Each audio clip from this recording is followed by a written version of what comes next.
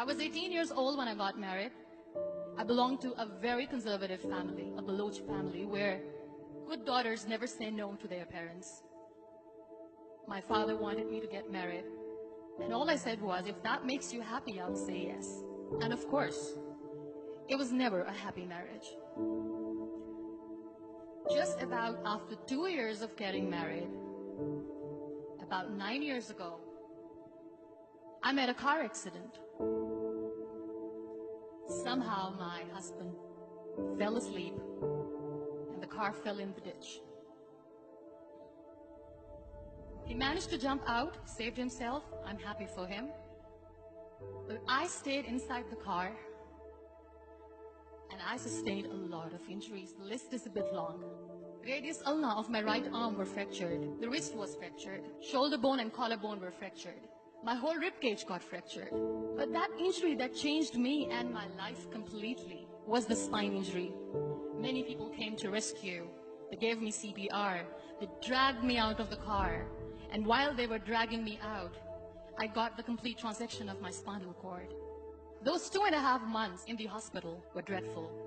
I was at the verge of despair. One day, doctor came to me and he said, well, I heard that you wanted to be an artist, but you ended up being a housewife. I have a bad news for you. You won't be able to paint again. Next day, doctor came to me and said, your spine injury is so bad, you won't be able to walk again. I took a deep breath and I said, it's all right. Next day, doctor came to me and said, because of your spine injury and the fixation that you have in your back, you won't be able to give birth to a child again. That day, I was devastated. I started to question my existence. Why am I even alive? So what kept me going was, one day I asked my brothers, I know I have a deformed hand, but I'm tired of looking at these white walls in the hospital and wearing these white scrubs. Bring me some colors, bring me some small canvas. I want to paint. So the very first painting I made was on my deathbed, where I painted for the very first time. What an amazing therapy it was. Without uttering a single word, I could paint my heart out. I could share my story. People used to come and say, what lovely painting. So much color. Nobody could see the grief in it. Only I could. And that day I decided that I'm going to live life for myself. I am not going to be that perfect person for someone. I am just going to take this moment and I will make it perfect for myself. That I'm going to fight my fears. So I wrote down one by one all those fears. And I decided that I'm going to overcome these fears one at a time. You know what was my biggest fear? Divorce. But the day I decided that this is nothing but my fear, I liberated myself by setting him free. And I made myself emotionally so strong that the day I got the news that he's getting married, I sent him a text that I'm so happy for you and I wish you all the best. And he knows that I pray for him today.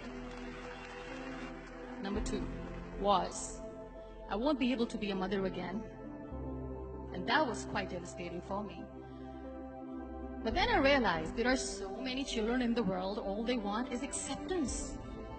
So there is no point of crying, just go and adopt one. And that's what I did.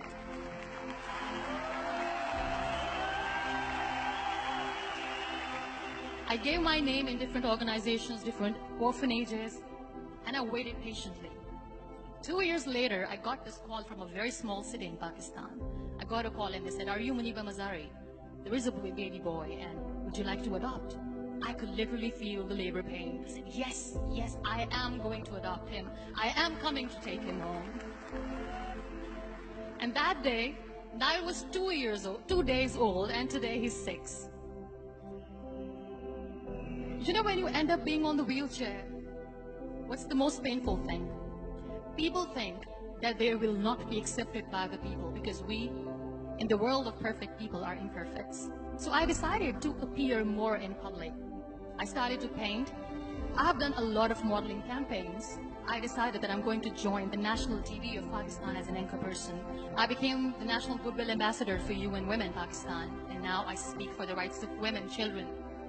I was featured in BBC 100 Women for 2015. I'm one of Forbes 30 under 30 for 2016. So when you accept yourself the way you are, the world recognizes you. It all starts from within. We have this amazing fantasy about life. This is how things should work. This is my plan. It should go as per my plan. If that doesn't happen, we give up.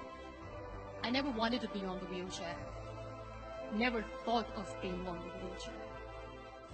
This life is a test and a trial, and tests are never supposed to be easy. So when you are expecting ease from life, and life gives you lemons, then you make the lemonade, and then do not blame life for that. It is okay to be scared. It is okay to cry.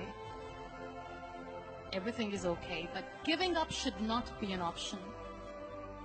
They always say that failure is not an option. Failure should be an option, because when you fail, you get up, and then you fail, and then you get up, and that keeps you going. Embrace each and every breath that you are taking. Celebrate your life. Live it. Don't die before your death. Real happiness lies in gratitude. So be grateful, be alive, and live every moment.